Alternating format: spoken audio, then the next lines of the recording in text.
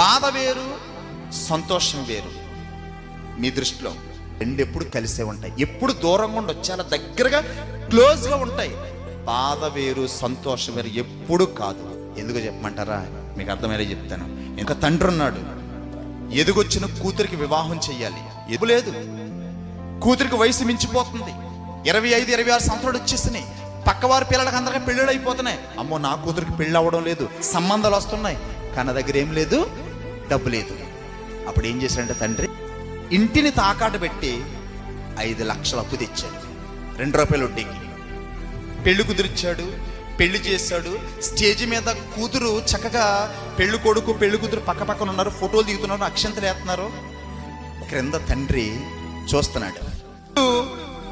5 లక్షల అప్పు ఉందన్న సంగతి కూడా మర్చిపోయి నా కూతురికి వివాహం జరుగుతుంది, సో హ్యాపీ, చాలా సంతోషంగా ఉన్నాడు. కానీ పైన పెళ్లి కూతురు చూస్తుంది ఏంటంటే, మా తండ్రి ఇంటిని తాకాట పెట్టి నన్ను ఈ స్థితిలో నిలబెట్టడానికి పెళ్లి చేశాడు అని కూతురు బాధపడుతుంది. ఇప్పుడు మీరు చెప్పండి, ఎవరు సంతోషంగా ఉన్నారు, ఎవరు బాధగా ఉన్నారు? తండ్రి సంతోషంగా ఉన్నాడు, కూతురు ఎలా ఉంది, బాధగా ఉంది. ఈ రెండుట్లో న్యాయమే. నా కూతురి వివాహం జరుగుతుందని తండ్రి సంతోషంగా ఉన్నాడు, నా వల్లే నా తండ్రి అప్పుల పాలైపోయాడని కూతురికి బాధ ఉంది. రెండు మంచివే. కానీ మనం ఏమనుకుంటున్నామంటే, బాధ వస్తే ప్రపంచంలో నీ మొఖంలోనే కనపడద్ది. అలా ఎప్పుడు ఉండకు.